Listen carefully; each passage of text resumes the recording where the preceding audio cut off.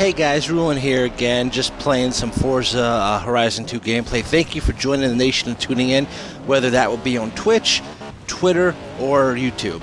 I just had some gaming news for you guys. Some rumors and speculation. There's a big surprise next year, 2015, from Microsoft.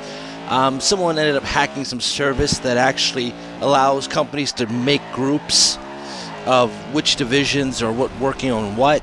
And in one of the Microsoft divisions, it said big surprise 2015. Some of the speculation, hey, Windows 10's coming to Xbox One with interface and with all the little nuances of Windows 10. I haven't had Windows 10 at all, so I don't know what changes from Windows 8 there's going to be. The other thing is, this is what I'm believing is going to happen. I believe that Steam is actually going to be coming to Xbox One. One reason I believe this is because Xbox is working behind the scenes on a program called DeLorean.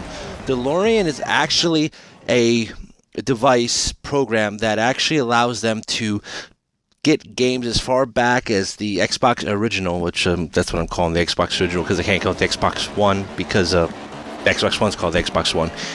But what's going to happen, I believe, with DeLorean is that it's going to make them be able to go into code on games that are older and be able to change certain coding so the Xbox One can see it as an Xbox One game. And I think also Steam would be able to help with that, to grab some games that the Xbox original had and the Xbox 360 had, because about 90% of all games that come out are multi-platform: PC, PS3, Xbox One, Xbox 360, etc. So I think that's going to come into play, and it's going to allow them to code better, where the game is already in a format that it recognizes the PC. So with them already running off a slimmed down version of Windows, maybe somehow they can translate that into an actual code that the system will realize and actually accept. Xbox sold 1.2 million units on the month of November, beating out the PlayStation 4 was said to have close to 800,000 units. So that's a 400,000 plus increase over the PS4. That's good for gamers, that's good for the Xbox. All the talk about, this console generation being the last one, which they say that almost all the time.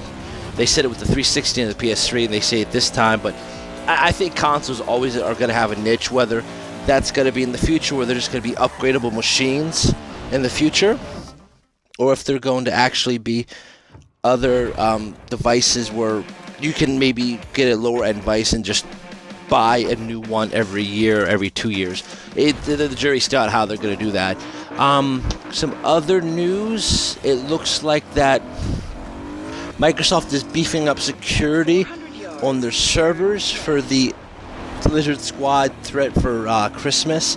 Hopefully that gets taken care of, and we don't have an issue where people get games or Xboxes on Christmas and they take the system down.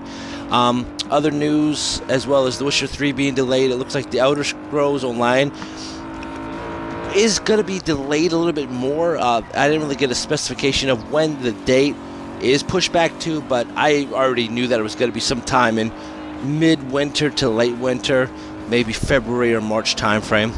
So that's one I probably will try out. I just hope that it goes free to play at some point, because paying $9.99 or $12.99 monthly on top of Xbox Live, I can do it, but it's gonna hurt me a little bit.